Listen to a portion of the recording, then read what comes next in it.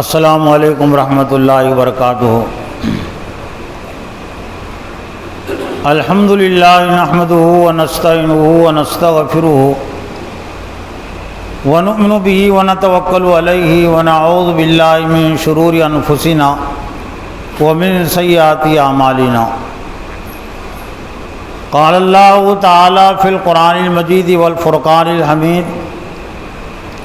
اعوذ باللہ من الشیطان الرجیم، بسم اللہ الرحمن الرحیم۔ وقال الشیطان لما قضی الامر ان اللہ وعدکم وعد الحق ووعدتکم فاخلفتکم وما کان لی علیکم من سلطان الا ان دعوتکم فاستجبتم لی فلا تلومونی ولوموا انفسکم ما انا بمصرخکم وما انتم بمصرخی انی کفرت بما اشرکتمون من قبل ان الظالمین لهم عذاب علیم۔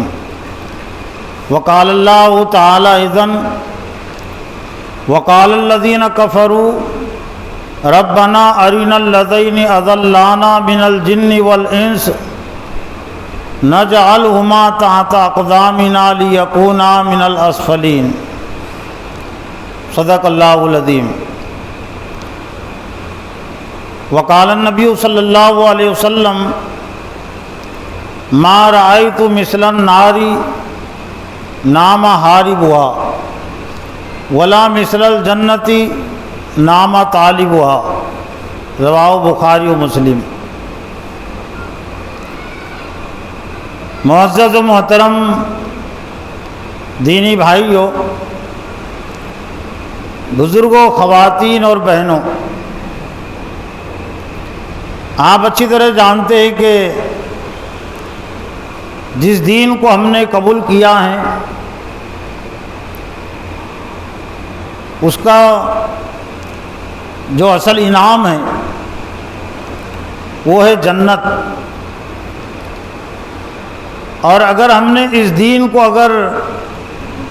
قبول نہیں کیا یا قبول کیا لیکن زندگی میں اسے اختیار نہیں کیا تو اس کا انجام جہنم ہے، اللہ کا عذاب اور غضب۔ تو قرآن مجید میں اللہ تعالیٰ نے ان تمام اعمال کی وضاحت کر دی جو اعمال اسے جنت میں لے جانے والے ہیں، اور ان اعمال کی بھی وضاحت کر دی جو اعمال اسے جہنم میں لے جانے والے ہیں۔ آج کے اس خطبے میں ان چند اہم اور بنیادی اعمال کے متعلق کچھ باتیں ہیں جو جہنم میں لے جانے کا باعث بنیں گے، اور جہنم میں پہنچنے کے بعد جہنمی جس چیز پر سب سے زیادہ افسوس کریں گے، ندامت کریں گے، احساس کریں گے، اس حوالے سے کچھ آیات کی روشنی میں کچھ باتیں خود میری اپنی تذکیر آپ کی تذکیر کے لیے۔ لیکن یہ بات بھی ہم ذہن میں رکھیں کہ اللہ تعالیٰ نے یہ جہنمیوں کا جو احساس اور افسوس ہے، جو ندامت ہے، وہ صرف وہ سننے اور سنانے کے لیے نہیں بیان کیا۔ وہاں کے احساس اور وہاں کی ندامت سے انہیں کوئی فائدہ پہنچنے والا نہیں ہے،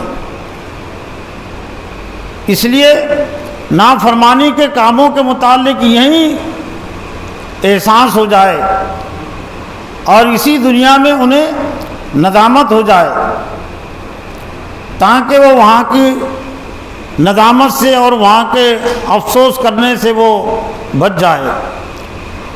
تو قرآن مجید میں ایسی بے شمار آیات ہے کہ جن آیتوں میں اللہ تعالیٰ نے جہنمیوں کے احساس کو، ان کی ندامت کو، ان کے افسوس کو بیان کیا۔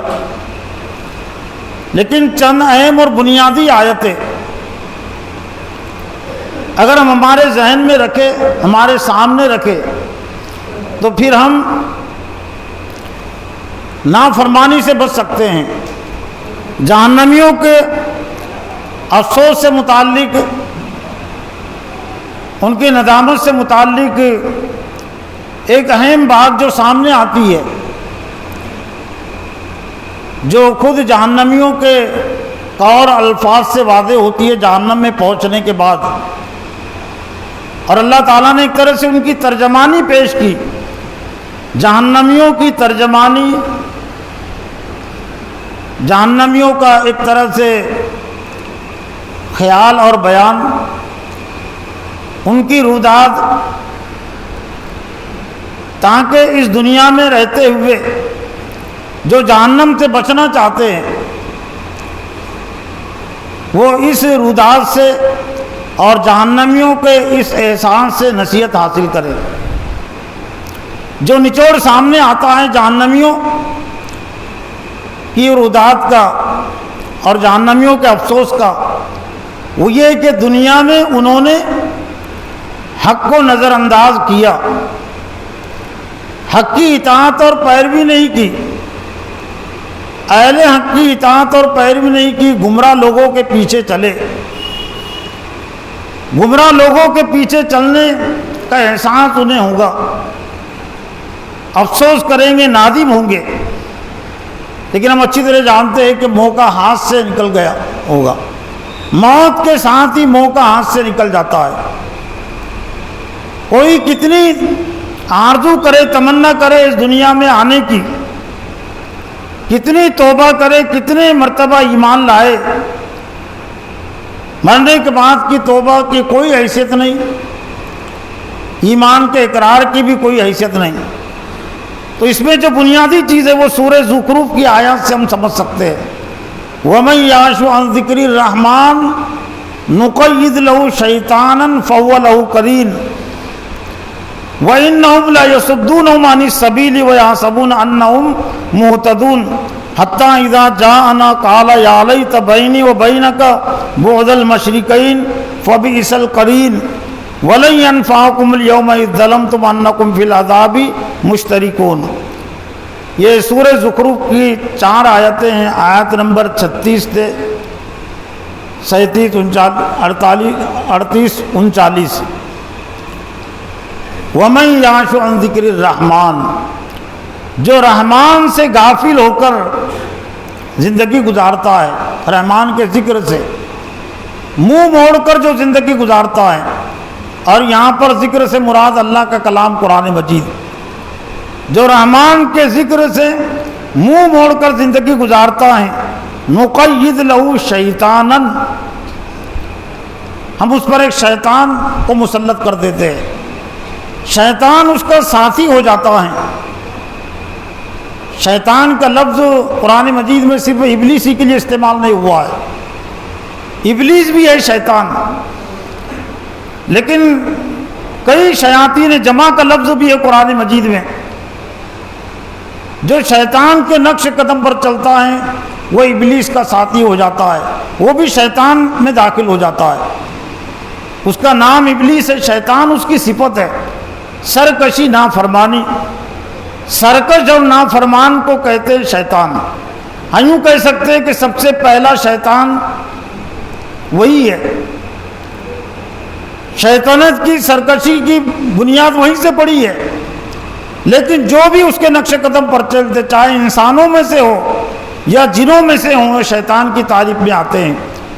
تو دین کو نظر انداز کر کے، قرآن مجید کو نظر انداز کر کے زندگی گزارنے کی جو سب سے پہلی سزا ملتی ہے اس دنیا میں، اور یہاں سے جانے کے بعد اس کو اس کا احساس ہوگا، آیات کے اخیر کے حصے میں اس کا تذکرہ ہے، نقید لہو شیطانن، ہم ایک شیطان کو مسلط کر دیتے ہیں۔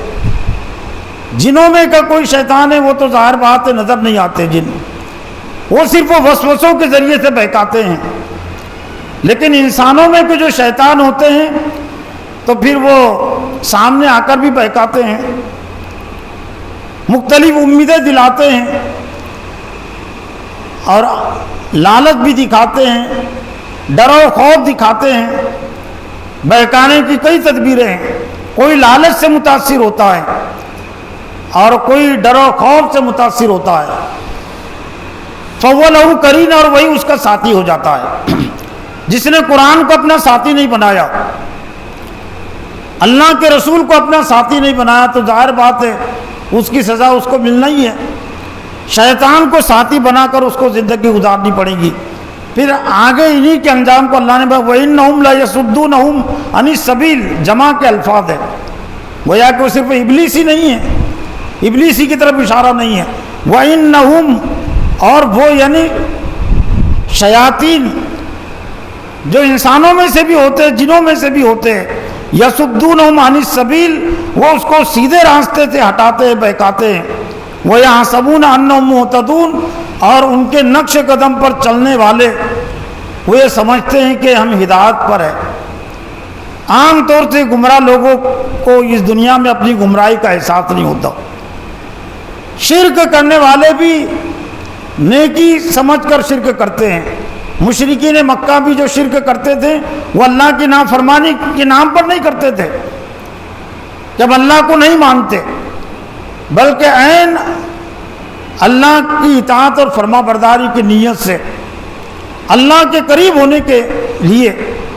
اور سورہ زمر میں مشرکین مکہ کے جواب کو اللہ نے نقل کیا ہے کہ اللہ نے فرمایا کہ اگر آپ ان سے پوچھیں آسمان زمین کو کس نے پیدا کیا تو جواب دیں گے کہ اللہ نے پیدا کیا، لیکن پھر شرک کیوں کرتے تھے، مورتیوں کو کیوں پوجتے تھے، اور بھی اللہ کی ذات اور صفات میں دوسروں کو کیوں شریک قرار دیتے تھے؟ اللہ نے ان کے قول کو نقل کیا ہے سورہ زمر ابتدائی آیات میں، ما نعبدہم الا لیقربونا الی اللہ زلفیٰ، ہم ان کی بندگی صرف اس لیے کرتے ہیں، لیقربونا عربی پڑھنے والے آسانی سمجھ لیں گے انداز کو، تاکہ وہ ہم کو قریب کر دے، الی اللہ زلفیٰ، اللہ کے ہم کو قریب کر دے۔ اللہ سے قریب ہونے کے لیے، اللہ کا تقرب حاصل کرنے کے لیے، اللہ کی محبت حاصل کرنے کے لیے وہ شرک کرتے تھے۔ تو کیا وہ ان کا شرک پسندیدہ ہو گیا؟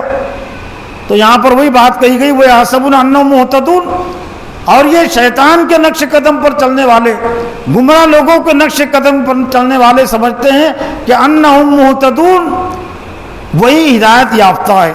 حتیٰ اذا جاءنا، آج کے عنوان اور موضوع سے خاص طور سے یہ آیت مطابقت رکھتی ہے، یہاں تک کہ جب ہمارے پاس آئیں گے، قال یا لیت بینی و بینک بعد المشرقین، تو اس وقت وہ جہنمی کہے گا، گمراہ لوگ گمراہ کو ساتھی بنا کر کسی گمراہ لیڈر کی اطاعت اور پیروی میں اسے زندگی گزاری، گمراہ شخص کو اپنا رہنما بنایا، تو جب وہ ہمارے پاس آئیں گا، اللہ نے فرمایا جب ہمارے پاس آئیں گا تو کہیں گا کالا یا لیت بینی و بینک بعد المشرقین، کاش کہ میرے اور تیرے درمیان میں مشرق اور مغرب کا فاصلہ رہتا، یعنی میں تجھ کو دیکھ نہیں پاتا، میں تیرے قریب نہیں آتا، کاش کہ ایسی صورت ہوتی کہ میرے اور تیرے درمیان میں دو مشرقوں کا فاصلہ ہو جاتا، اس لیے کہ تیری وجہ سے میں گمراہی کے راستے پر پڑا، تیرے کہنے کی وجہ سے، تیری چاپلوسی کی وجہ سے، تیری خوشنودی حاصل کرنے کے لیے یا تیرے ڈر کی وجہ سے مختلف صورتیں ہوتی ہیں، کاش کہ میرے اور تیرے درمیان میں بعد المشرقین دو مشرقوں کا فاصلہ ہو جاتا، دوری ہو جاتی، فبئس القرین، کیا ہی تو برا ساتھی نکلا، بہت برا تو ساتھی نکلا۔ آخرت کے عذاب کی ایک صورت عذاب مہین ہے، رسوائی والا عذاب، ظاہر بات ہے کوئی فرق تو پڑنے والا نہیں ہے، لیکن قرآن مجید میں یہ آخرت کے منظر کو اس لیے بیان کیا ہے تاکہ وہ منظر سے پہلے ہم کو اس دنیا میں احساس ہو جائے اور وہاں پر ان کو احساس دلایا جائے گا، اس لیے کہ جو گمراہ لوگوں کے پیچھے چلتے ہیں تو ان کو بڑی اس میں خوشی حاصل ہوتی ہے اور وہ سمجھتے ہیں کہ ہم ترقی کے راستے پر ہیں، تو لیکن جب وہ کہیں گے کیا ہی تو برا ساتھی نکلا، اچھا ساتھی انہوں نے سمجھا، اہل حق کو انہوں نے اپنے لیے اچھے ساتھی نہیں سمجھا، نبی کو، نبی کے پیروکاروں کو انہوں نے اپنا ساتھی نہیں بنایا، بلکہ گمراہ لوگوں کو اپنا ساتھی بنایا۔ وَلَن يَنفَعَكُمُ الْيَوْمَ إِذ ظَلَمْتُمْ، اللہ فرمائیں کہ ہرگز تم کو آج کوئی فائدہ نہیں پہنچے گا۔ اِذ ظَلَمْتُمْ أَنَّكُمْ فِي الْعَذَابِ مُشْتَرِكُونَ، اور تم عذاب میں دونوں بھی شریک ہو، یعنی گمراہ کرنے والے اور جو ان کے پیچھے چلے گمراہ ہونے والے۔ آج بڑی آسانی کے ساتھ بہت سارے لوگ یہ کہہ دیتے ہیں کہ بڑے ایسا کہتے ہیں، عالم ایسا کہتے ہیں، وہ کہتے ہیں اگر وہ غلط بات ہے تو ان کا وبال انہی پر پڑے گا، ہمارا اس میں کیا قصور ہے، ہم تو بے قصور ہے، ہم ان کے پیچھے چڑھ رہے ہیں۔ یہ بھولا پن یہاں چل سکتا ہے، یہ سادہ لوہی کچھ اطمینان کے لیے چل سکتی ہے، لیکن اگر دیکھا جائے تو اس سادہ لوہی کے پیچھے، بھولے پن کے پیچھے بھی ایک طرح سے مطلب پرستی ہے، بڑی مکاری ہے۔ بڑی آسانی کے ساتھ دین کے سلسلے میں اپنی گمراہی کا وبال، اپنے بہکنے کا وبال وہ دوسروں پر ڈال دیتے ہیں، اکابرین پر ڈال دیتے ہیں۔ لیکن کیا اکابرین کی طرف سے ان کے کچھ ذاتی معاملات میں، رشتے کے معاملات میں اگر کوئی کہے، کوئی عالم کہے، کوئی بڑا کہے کہ میرا یہ کہنا ہے کہ اپنے بیٹے کا رشتہ، اپنی بیٹی کے رشتہ یہاں پر کر دیجئے، تو کتنے جو جن کی طرف کہتے کہ ہم ان کا سنتے ہیں، ان کا سنتے ہیں، ان کے پیچھے چلتے ہیں، تو کتنے افراد ہیں جو یہ مان لیں گے کہ فلاں عالم نے کہا، فلاں مفتی نے کہا، میری بیٹی کے رشتے کے متعلق، بیٹے کے رشتے کے متعلق میں اس بات کو تسلیم کر لوں اور اس پر عمل کروں۔ نہیں نکلیں گے۔ اگر کہا جائے کہ بھائی عالم صاحب نے کہا، بڑے شخص نے کہا، تو کہیں کہ انہوں نے کہا ہوگا، لیکن میرا بھی تو کام ہے تحقیق کرنا۔ میں جہاں کی بہو کرنا چاہ رہا ہوں، میری ذمہ داری بنتی ہے کہ میں تحقیق کروں، صرف عالم کے کہنے کی وجہ سے نہیں کر سکتا۔ بھائی فلاں شخص کے کہنے کی وجہ سے میں نہیں دے سکتا اپنی بیٹی۔ تو یہ بھی ایک طرح سے خیام خیالی کی باتیں ہیں کہ لوگ یہ کہتے ہیں کہ کہہ دیتے اپنے آپ کو مطمئن کرتے، جہاں تک ان کا مطلب پورا آتا ہے وہاں تک نام لیتے ہیں۔ تو آخرت کا جو منظر ہے، آخرت کا منظر ہر ایک کے سامنے ہوگا۔ پھر اللہ نے آگے فرمایا، سورہ ابراہیم کی آیتیں ہیں اور بہت ہی اہم آیتیں ہیں، وَبَرَزُوا لِلَّهِ جَمِيعًا، اللہ کے سامنے سب کے سب روبرو ہوں گے، حاضر ہوں گے۔ فَقَالَ الضُّعَفَاءُ لِلَّذِينَ اسْتَكْبَرُوا، فَقَالَ الضُّعَفَاءُ، کمزور لوگ دنیا میں جو دوسروں کے پیچھے چلتے تھے ان کو یہاں ضعیف کہا گیا، کمزور کہا گیا۔ فَقَالَ الضُّعَفَاءُ لِلَّذِينَ اسْتَكْبَرُوا، تو بڑے لوگوں سے وہ کہیں گے، تکبر کرنے والوں سے جو اپنے آپ کو بڑا سمجھتے تھے، لیڈر سمجھتے تھے، رہنما سمجھتے تھے، تو ان کے پیچھے چلنے والے کہیں گے ان سے، اِنَّا كُنَّا لَكُمْ تَبْعًا فَهَلْ أَنْتُمْ مُغْنُونَ عَنَّا مِنْ عَذَابِ اللَّهِ، بے شک ہم تمہارے تابع تھے، ہم تمہارے پیچھے چلتے تھے، تمہارے کہنے پر ہم چلتے تھے، تمہارا ساتھ دیتے تھے۔ فَهَلْ أَنْتُمْ مُغْنُونَ عَنَّا مِنْ عَذَابِ اللَّهِ مِنْ شَيْءٍ، تو کیا تم اللہ کے عذاب سے ہم کو کچھ بچا سکتے ہو؟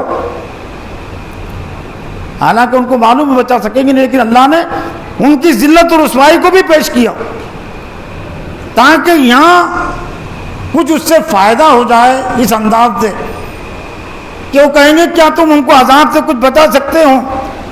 قالوا لو هدانا الله لهديناكم سواء علينا اجزعنا ام صبرنا ما لنا من محيص، وہ کہیں گے کہ لو ہدان اللہ، اگر اللہ تعالیٰ ہماری رہنمائی کرتا عذاب سے بچنے کی، عذاب سے بچنے کی کوئی صورت اگر ہم کو معلوم ہوتی اور ہم بچ پاتے تو لہدیناکم، تو ہم تم کو بھی بچا پاتے تھے، لیکن ہم اپنے آپ کو بھی عذاب سے نہیں بچا سکتے، ہم اپنے آپ کو عذاب سے نہیں بچا سکے تو تم کو ہم عذاب سے کیا بچائیں گے؟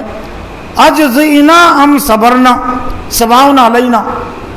پھر وہ جو بڑے لوگ ہیں جن کے پیچھے لوگ چل کر گمراہ ہوئے ہیں، جو دوسروں کی گمراہی کا باعث بنے ہیں، تو وہ کہیں گے سواء علینا اجزئنا ام صبرنا، ہمارے لیے برابر ہے چاہے ہم جزا اور فضا کریں، چیخے چلائے روئے گڑ گڑائے، برابر ہے ہمارے لیے، ام صبرنا، یا ہم صبر کا مفہوم بھی واضح ہو جاتا ہے. یہ جہنمیوں کے تذکرے میں صبر کا تذکرہ، برداشت کے علاوہ اور کون سا مفہوم نکلتا ہے؟ عجزینا ہم صبرنا، چاہے ہم روئے گڑ گڑائیں، چاہے ہم برداشت کریں، اب یہ ہمارے لیے دونوں برابر ہے، ہم کو کوئی فائدہ پہنچنے والا نہیں ہے. ما لنا من محیص. پھر اس کے بعد اللہ تعالیٰ فرمایا کہ ما لنا من محیص، ہمارے لیے کوئی جائے پناہ نہیں ہے، ہمارے لیے کوئی چھٹکارے کی بات نہیں ہے. پھر چونکہ تمام گمراہ لوگوں کا جو ذریعہ بنا ہے وہ شیطان بنا ہے، تو لوگ شیطان پر لعنت اور ملامت کریں گے. تو اللہ تعالیٰ نے شیطان کی تقریر کو، شیطان کے خطاب کو بھی محفوظ کیا ہے. جو میدان محشر میں خطاب کرے گا، میدان محشر میں وہ جو کہے گا، لوگ اس پر لعنت اور ملامت کریں گے کہ تیری وجہ سے ہم اللہ کے عذاب کے مستحق ٹھہرے، تیری وجہ سے ہم نے سیدھے راستے کو چھوڑ دیا. تو اللہ تعالیٰ نے یہ سورہ ابراہیم کی آیت میں وہ شیطان کے مختصر خطاب کو بھی بیان کیا. وقال الشیطان لما قضی الامر، جب فیصلہ ہو جائے گا تو شیطان کہے گا، فیصلہ ہونے سے مراد جہنمیوں کے لیے جہنم کا فیصلہ، اطاعت اور فرما برداری کرنے والوں کے لیے جنت کا فیصلہ. جب فیصلہ ہو جائے گا تو شیطان کہیں گا ان اللہ وعدکم وعد الحق. اب وہاں کہیں گا وہ صحیح بات، لیکن وہاں آپ کہہ رہے تھے کیا مطلب؟ اس کو نہ شیطان کو کوئی فائدہ پہنچنے والا ہے، نہ شیطان کے پیروکاروں کو کوئی فائدہ پہنچنے والا ہے. تو وہ کہیں گا ان اللہ وعدکم وعد الحق. یہاں اجتہاد برا ابلیس کہیں گا کہ بے شک اللہ تعالیٰ نے تم سے جو وعدہ کیا تھا وہ سچا وعدہ تھا. وہ وعدتکم فاخلفتکم، اور میں نے تم سے جو وعدہ کیا تھا میں اس وعدے کی خلاف ورزی کرتا ہوں. یعنی گویا کہ میرا وعدہ سچا نہیں تھا، میرا جھوٹا وعدہ تھا. اللہ نے تم سے جو وعدہ کیا تھا وہ سچا وعدہ تھا. تمہاری ذمہ داری تھی کہ تم اس سچے وعدے پر یقین کرتے، اللہ کی اطاعت اور فرما برداری کا راستہ اختیار کرتے، دوزخ سے بچنے کی کوشش کرتے. لیکن تم نے اللہ کے وعدے پر یقین نہیں کیا، میرے بہکاوے میں تم آ گئے. فاخلفتکم، میں اس کی خلاف ورزی کرتا ہوں. وما کان لی علیکم من سلطان، اور پھر شیطان کہے گا کہ میرے پاس کوئی طاقت اور قوت تو نہیں تھی، میں نے زبردستی تمہارے ہاتھ پکڑ کر، تمہارے پیر پکڑ کر تم کو نافرمانی کی طرف لے کر نہیں گیا. اور یقیناً اللہ تعالیٰ نے ابلیس کو بہکانے کی مہلت تو دی ہے، وسوسوں کے ذریعے سے ذہن اور دماغ میں خیالات پیدا کرتا ہے، لیکن ایسی طاقت اور قوت ابلیس کو نہیں دی گئی کہ وہ ہاتھ پکڑ کر گمراہی کرا سکے. ہاں، انسانوں میں سے جو شیطان ہوتے ہیں ان کو یہ کچھ طاقت اور قوت زبردستی بھی شرک کرواتے ہیں. شیطان کے اندر یہ طاقت اور قوت نہیں ہے کہ زبردستی کسی سے شرک کروائے، کسی پتھر کے سامنے، کسی جہاں کے سامنے، کسی دیوی دیوتاؤں کے سامنے اس کے سر کو جھکائے. ہاں، انسانوں میں تو جو شیطان ہوتے ہیں ان کو یہ طاقت اور قوت حاصل ہوتی ہے، لیکن جو اہل حق ہوتے ہیں وہ جان دے دیتے لیکن ایمان کا سودا نہیں کرتے. طاقت اور قوت سے ان سے نافرمانی کروانے کی کوشش کی جاتی ہے، حکمراں اور بڑے وہ لیڈران، لیکن اس کے باوجود وہ انکار کرتے ہیں. تو شیطان کہیں گا کہ وما کان لی علیکم من سلطان الا ان دعوتکم فاستجبتم لی، میرے پاس کوئی طاقت اور قوت نہیں تھی، صرف یہ کہ میں نے تم کو دعوت دی، میں نے تم کو نافرمانی کی طرف بلایا، اور وہ بھی زبان کے ذریعے سے نہیں بلایا، دل میں وسوسہ پیدا کر کے. زبان کے ذریعے سے تو انسانوں میں سے جو شیطان ہوتے ہیں وہ بلاتے ہیں، ان کو یہ قدرت حاصل ہوتی ہے، اس کی آواز سنتا ہے انسان، لیکن شیطان کی آواز کہاں سنتا ہے؟ شیطان کا صرف وسوسہ ہوتا ہے. تو شیطان کہیں گا کہ میں نے الا ان دعوتکم فاستجبتم لی، میں نے صرف وہ دعوت دی، فاستجبتم لی، تم نے میری دعوت کو قبول کر لیا. تو قصور تو تمہارا ہے زیادہ، تم نے دعوت قبول نہیں کرنا چاہیے تھا. پھر وہ کہے فلا تلومونی ولوموا انفسکم، یہ میدان محشر سے متعلق ہے اس کا خطاب. فلا تلومونی، تم مجھ کو لعنت اور ملامت کرو مت کرو، وہ لومو انفسکم، اور اپنے آپ کو ملامت کرو، ما انا بمصرخکم ما انتم بمصرخیہ، نہ میں تم کو فائدہ پہنچا سکتا ہوں آج، وما انتم بمصرخیہ، اور نہ تم مجھ کو کوئی فائدہ پہنچا سکتے ہو، آج میں تمہارے کوئی کام نہیں آ سکتا اور نہ تم میرے کچھ کام آ سکتے ہو۔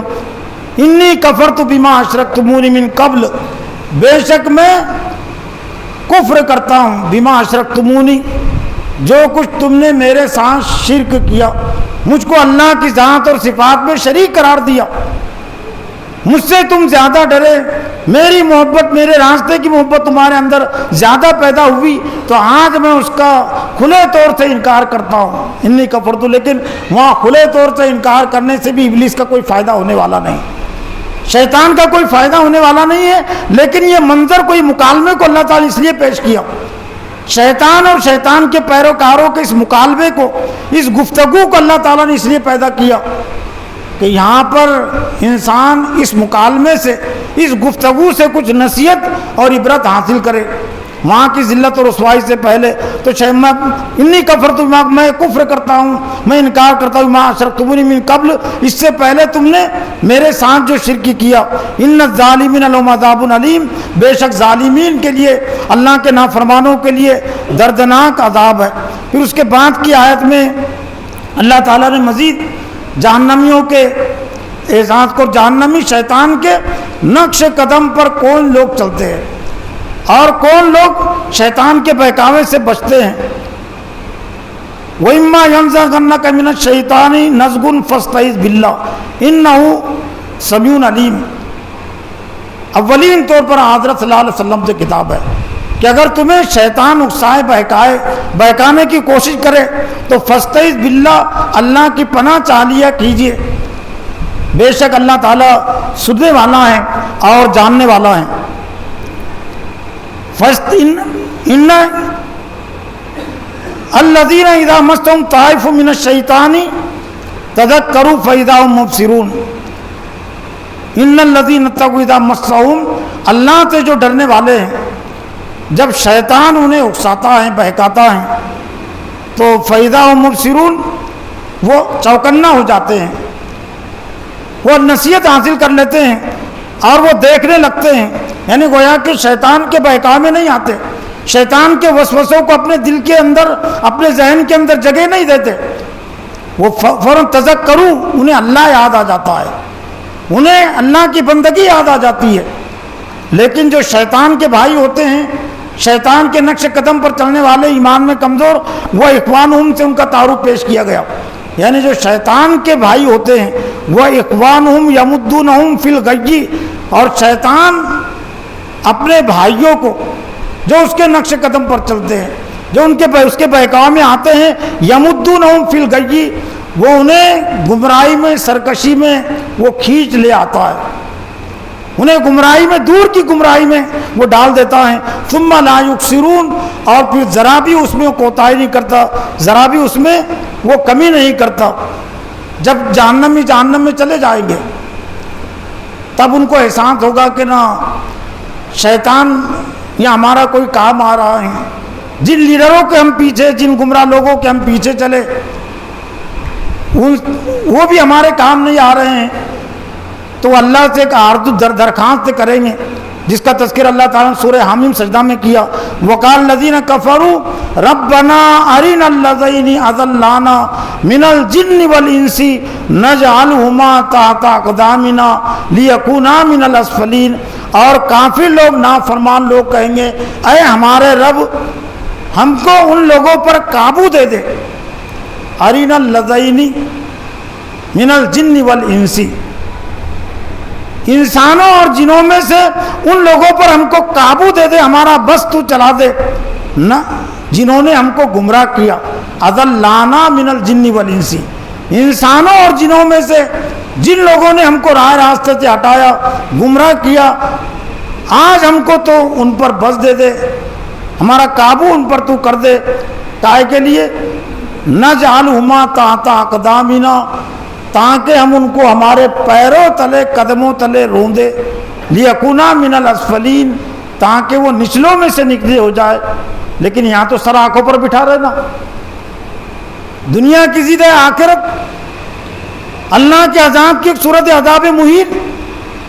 چونکہ دنیا میں انہوں نے یہ گمراہ لیڈروں کو، بادشاہوں کو، جو اللہ کے باغی تھے، نافرمان تھے، اپنے سروں پر بٹھایا، آگے بڑھو ہم تمہارے ساتھ ہے کہ نعرے ان کے حق میں لگائے، پھول ہار پہنائے۔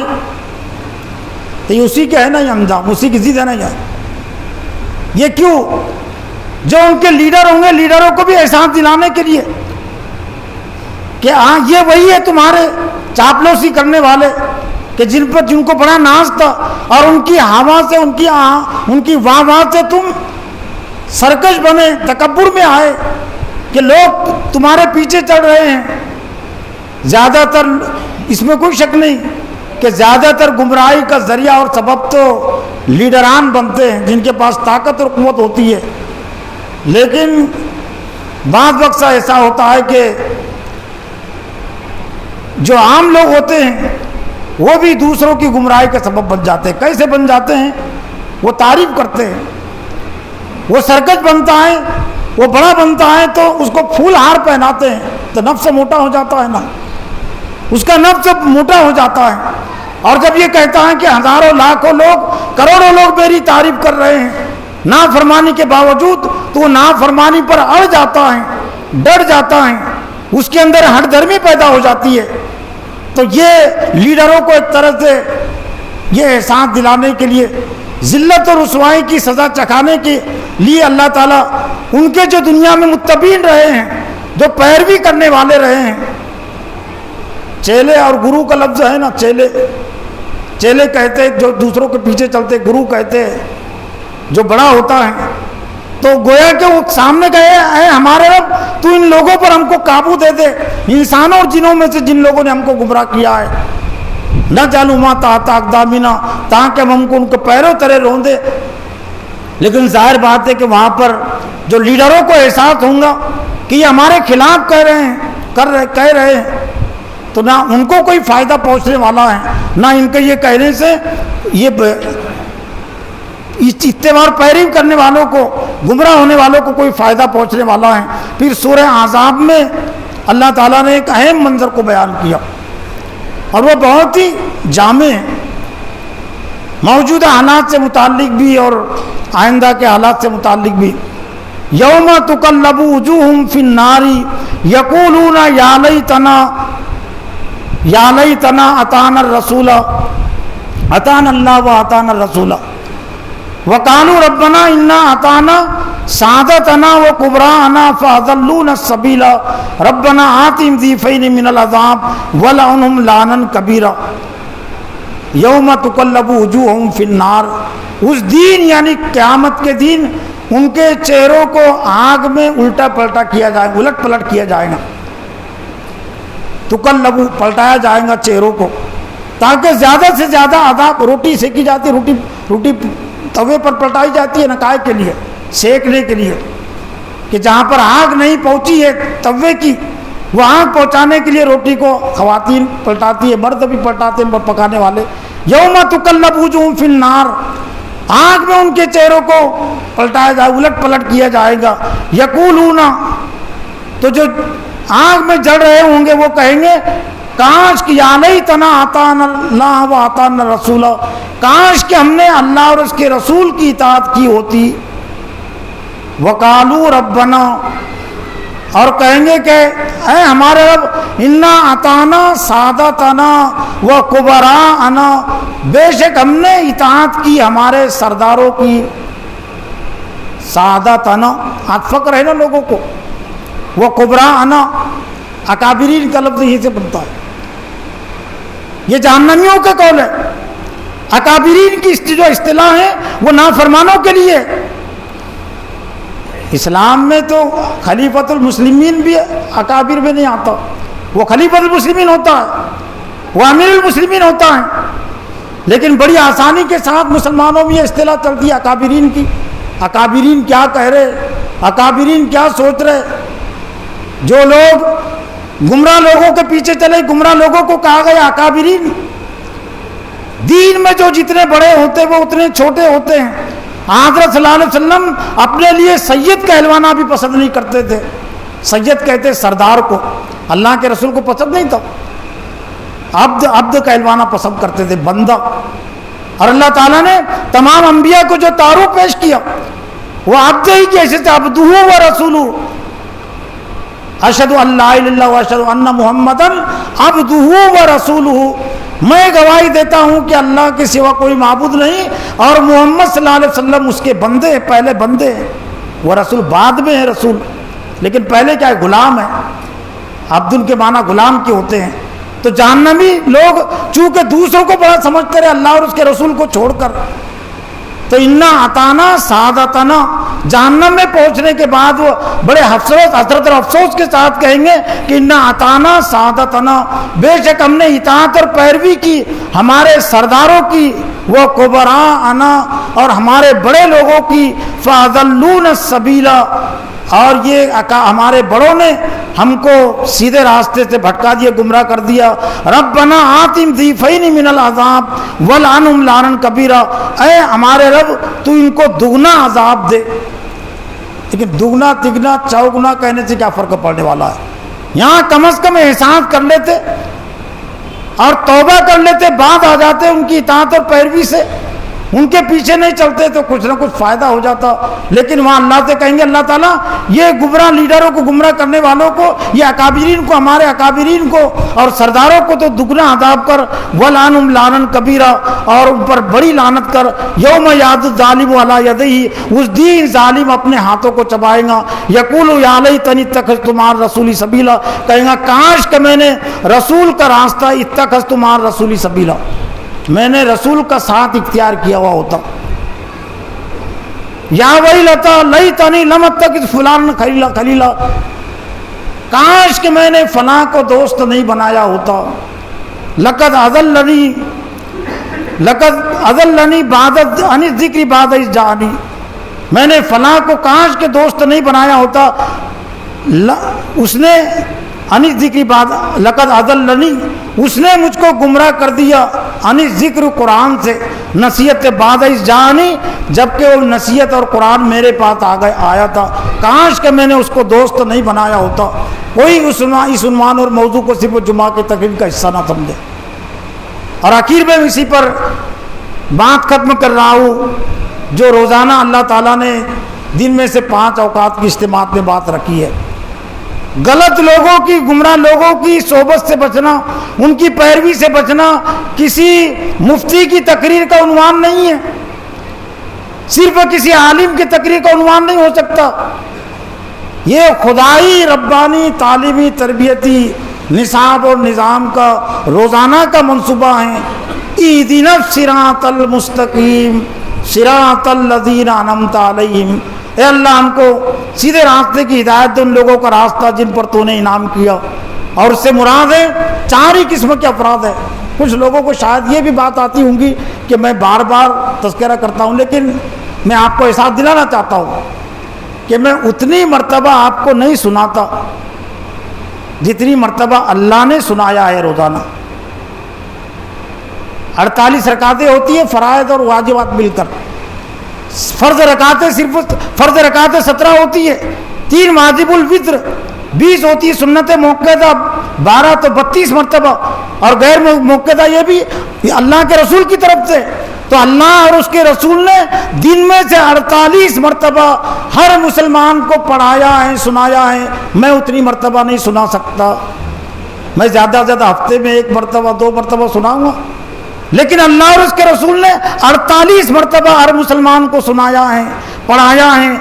اہدنا الصراط المستقیم صراط الذین انعمت علیہم غیر المغضوب علیہم ولا الضالین، اے اللہ ہم کو سیدھے راستے پر چلا۔ گویا کہ انبیاء، صدیقین، شہداء، صالحین کے راستے پر چلنے کا عہد اور اقرار ہر نمازی کرتا ہے۔ اللہ نے دن میں سے فرائض اور سنت اور واجبات رکعتوں کو ملا 38 مرتبہ سنائی ہے، یہ 48 مرتبہ سنائی ہے۔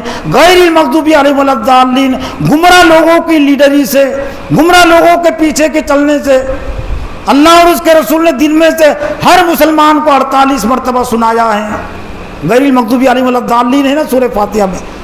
جو جن پر تیرا غضب نازل ہوا اور جو راستے سے بھٹکے ہوئے ہیں ان لوگوں کے پیچھے ہم کو چلا. یہ جو صورتحال بنی ہے ہندو بھارت میں، یو پی میں، نو میں اور بھی بنیں گی اور سکتا زیادہ بننے والی ہے، وہ راز یہاں ہے. سورہ فاتحہ کی آیت نمبر 6 اور 7 میں ہے اس کا سبب کہ ہم نے صراط الذین انعمت علیہم کو خاص طور سے میدان سیاست میں نظر انداز کر دیا اور ہم نے مغضوب اور ضالین کو اپنا رہنما بنایا. اور آج کل سے نہیں نا، کب تک اللہ معاف کرے گا؟ 1857 سے لے کر یہ سلسلہ چل رہا ہے. 1857 کا یہ ہمارا مرد جو کینسر میں تبدیل ہو گیا ہے اور ہم گولی دوا کے ذریعے سے اس کا علاج کرنا چاہتے ہیں تو گولی دوا سے نیا مرد دور ہوتا ہے، پرانا مرد، کینسر کا مرد دو ہی گلا سے پھول نہیں ہوتا. آپریشن اس کے لیے ضروری ہے، فکر کا آپریشن ضروری ہے، سوچ کا آپریشن. گردور کاٹ کر پھینکنے کا نام ہے آپریشن. جو سوچ غلط بنی ہوئی ہے تو اس سوچ کو کھریچ کر پھینکنا ہوگا، تب حالات تبدیل ہو سکتے ہیں. توبہ کا دروازہ کھلا ہے. اور آخر میں صرف 2 اشعار نواز دیوبندی کے دین پسند شاعر ہے اور ایک دل خیر آبادی کا شعر. اس سے پہلے بھی رہنمائی اس میں، لیکن آج کی حالت میں خاص طور سے اس میں رہنمائی نواز دیوبند کی دو شعر ہے. ابھی حیات ہے، مرحوم نہیں ہوا نواز دیوبندی. جلتے گھر کو دیکھنے والوں پھوس کا چھپر آپ کا ہے. بڑے لہجے سے پڑھتا ہے، سن لیجیے ذرا اس کے لہجے، میں نہیں پڑھ سکتا ویسا. جلتے گھر کو دیکھنے والوں پھوس کا چھپر آپ کا ہے، آگ کے پیچھے تیز ہوا ہے، آگے مقدر آپ کا ہے. آگ کے پیچھے تیز ہوا ہے، آگ کے پیچھے تیز ہوا ہے، آگے مقدر آپ کا ہے. اس کے قتل پہ میں بھی چپ تھا، میرا نمبر اب آیا. تو جوڑ لیجئے نوح کے حالات سے، واقعات سے، یو پی کے حالات سے پورے بھی. اس کے قتل پہ میں بھی چپ تھا، میرا نمبر اب آیا. میرے قتل پہ آپ بھی چپ ہے، اگلا نمبر آپ کا ہے. اور دل خیر آبادی کا جو شعر ہے لیکن وہ اہم ہے، اس میں توبہ کا تذکرہ ہے. سبھی دروازے ہوں گے بند، اس نے تو بند ہوں گے کہا لیکن سبھی دروازے بند ہو گئے کہہ سکتے ہیں آپ. سبھی دروازے ہوں گے بند تو یہ فیصلہ ہوگا، چلو توبہ کرے توبہ کا دروازہ کھلا ہوگا. کیا فرق پڑتا ہے؟ سپریم کورٹ کا دروازہ بند ہے، انڈیا جو بنا ہے اس میں دروازہ بند ہے، مسلم پارٹیوں کا دروازہ بند ہے. اس میں جو حالات کو اچھی طرح سمجھتے اچھی طرح آتے ہیں. اس میں نہیں ہے جو دعوے دار ہے مسلم پارٹیوں کی، مجلس اتحاد المسلمین کو نہیں ہے اس میں انٹری. بدر الدین اجمل صاحب کے لیے انٹری نہیں ہے اس میں، نہیں ہے اس میں. جو ویلفیئر پارٹی بنی ہے ان کے لیے بھی کوئی اس میں نہیں اجازت. لیکن کیا فرق پڑتا ہے؟ سبھی دروازے ہوں گے بند سے فیصلہ ہوگا، چلو توبہ کرے توبہ کا دروازہ کھلا ہوگا. سپریم کورٹ کا دروازہ بند ہے، پارلیمنٹ کا دروازہ بند ہے، اسمبلی کا دروازہ بند ہے، مقامی سیاست کا دروازہ، سیاست کا دروازہ بند ہے، ملکی سطح کی سیاست ریاست کا کچھ نہیں فرق پڑتا ہے. ایک در اگر ہمارے لیے ہے کھلا ہوا اور اس در کو ہم نے اگر دستک دی تو یہ کچھ نہیں کر سکتے. اور اللہ تعالیٰ کی قدرت ماضی میں اللہ تعالیٰ نے دکھایا ہے، کچھ نہیں کر سکے. اسلام سب کو فتح کرنے والا ہے. تاتاریوں نے مسلمانوں کو فتح کیا تھا لیکن تاتاریوں کو اسلام نے فتح کر لیا پھر. اور علامہ اقبال کو کہنا پڑا ہے ایاں یورش تاتار کے افسانے سے، پاسبا مل گئے کعبے کو صنم کھانے سے. لیکن پیش کرے ہم اپنے آپ پر تب فتح کرتا ہے اسلام، دوسروں کے سامنے پیش کرے تب فتح کرتا ہے. اللہ سے دعا ہے کہ اللہ تعالیٰ مجھے بھی اور آپ کو بھی جہنم میں لے جانے والے اعمال کا احساس یہی کرنے کی توفیق عطا فرمائے. اللہ کی اطاعت اور فرما برداری کا راستہ اختیار کرنے کی توفیق عطا فرمائے. وآخر دعوانا الحمدللہ.